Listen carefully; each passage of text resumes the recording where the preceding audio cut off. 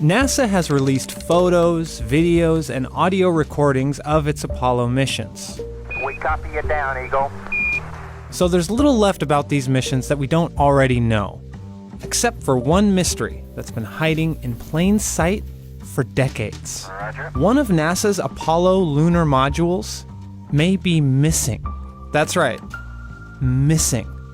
And not even NASA seems to know where it is.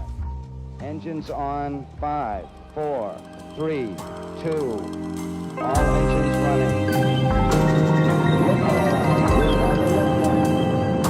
Where is Lunar Module 14? What state was it in? Does anybody have it? Does anybody know where it's at? From 1962 to 1970, NASA commissioned Grumman Aircraft to build 15 space-worthy lunar modules for its Apollo program. Each one was labeled Lunar Modules 1 through 15 and cost around $150 million to make, or about $1.1 billion today. Charlie Brown was selected by the astronauts as the code name for the Apollo 10 command module, and his friend Snoopy was the call sign for the lunar module. NASA launched 10 of these lunar landers into space. 6 of them landed on the surface of the moon and brought the astronauts back. Other 4 were used for practices and dry runs of future missions, and there were 5 that were left on the ground. 3 of those 5 that never went to space, Lunar Modules 2, 9, and 13, are in museums, which leaves us with LM-14 and 15. Lunar Module 15 was another lunar lander that was being built for Apollo 20, which of course never happened. They turned it into scrap metal. So that leaves us with one lunar lander, LM-14. On the Smithsonian's website, there's a page listing the lunar landers and all of their fates. Lunar Module 15 is listed as scrapped, but if you go up one row and you look at Lunar Module 14, it says not used. What that means, we don't know, and that's what started this adventure in the first place.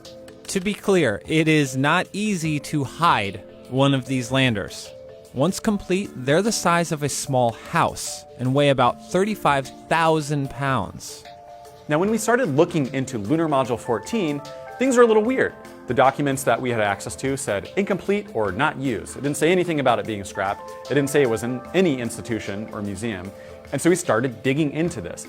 NASA and the Smithsonian didn't have evidence to its whereabouts. The Cradle of Aviation Museum didn't know. And even historians at Northrop Grumman, the original manufacturers of the lunar modules, were stumped.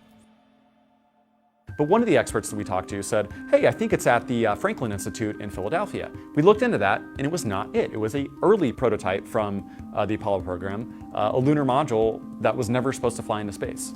And then we got a lead, sort of.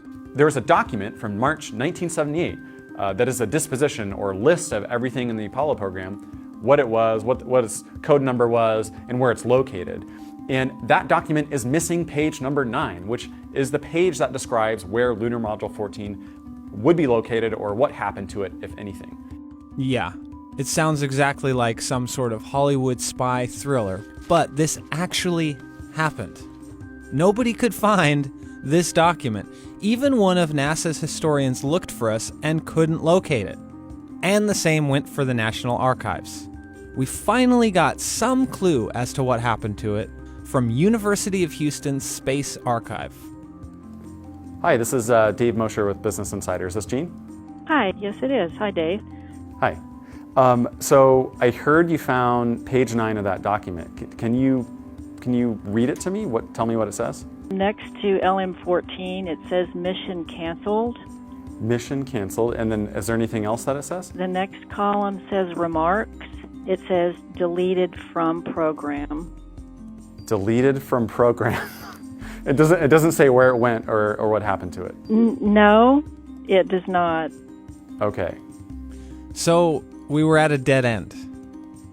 And to be fair, this wouldn't be the first time a moon lander has been lost to history. In 1969, the lunar lander for Apollo 10 was ejected into space as part of a dry run for Apollo 11. Ground contact was maintained with the ascent stage until its batteries were depleted some 12 hours later. NASA didn't track the lander at the time, so it was missing, floating somewhere in space for decades. Until in 2019, a group of enthusiasts from the UK said they were pretty sure they found where it was floating in space. So if those guys could find a lost lunar module in the vast expanse of space, why does nobody know where a moon lander on Earth has gone? Okay, this has got to be the greatest sight ever. So we had pretty much given up on uncovering the truth. That was until we got a hold of Paul Fjeld a few weeks later.